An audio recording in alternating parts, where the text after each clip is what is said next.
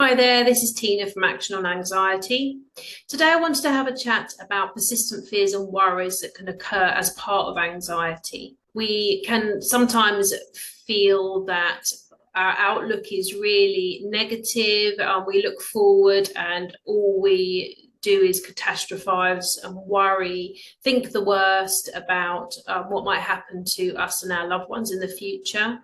These can be really persistent thoughts and can hang around with us and really pull us down and make us feel that we've got nothing to look forward to. These are all part of our nervous system being set at this fight or flight level. This is generally when we've had a lot of stress in our life, perhaps over a long period, or alternatively, it can be one or two bigger events that have happened to us.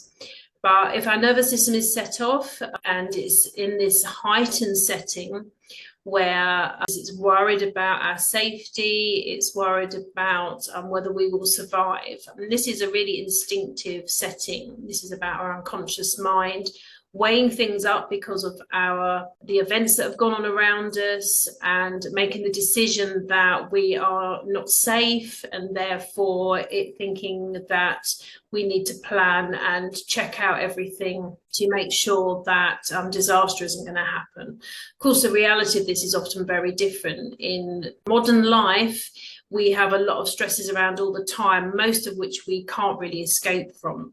That can be work, that can be home life, that can be finances, it can be all sorts of things. It can be relationships, it can be work issues. There's so many different things that can contribute towards this drip feed of stress that switches our nervous system on and then makes our nervous system and our brain feel that we're in danger in some way. So one thing that we can do to try and assist with this is to try and clear out as many of the stressors in our life as we can.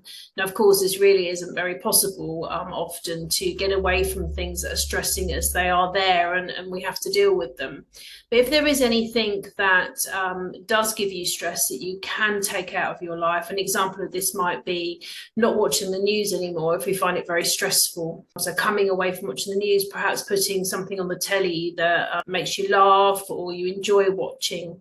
So little changes like that in life, just coming away from things that do give you stress, can just help your nervous system relax a little bit more. Another thing that can really help that I teach a lot of my clients is to do some regular deep breathing exercises. So people do tend to do some deep breathing exercises, but tend to think of doing them when they're feeling quite panicky. If we can do breathing exercises as more of a preventative thing to help our nervous system relax more, and then our brain will relax more, this is often much more useful. So some people will do deep breathing exercises while they're perhaps doing yoga or something like that, but you can just do them on their own. So if you were to do sets of breathing exercises, say 10 breaths 3 times a day, that will really help to relax everything down a little bit. And a lot of my clients are quite amazed at the difference just doing that makes to how they feel. I'll pop a link to this video so that you can go to an example of breathing exercises, but there's lots of different ones out there that you can check out to see what might suit you. And give that a go and just see how that feels. And maybe if you feel that it's been useful to you, we can pop a little comment under this video just to show others that it does really help. Okay, well, I hope that information has been useful to you, and I will catch you again soon.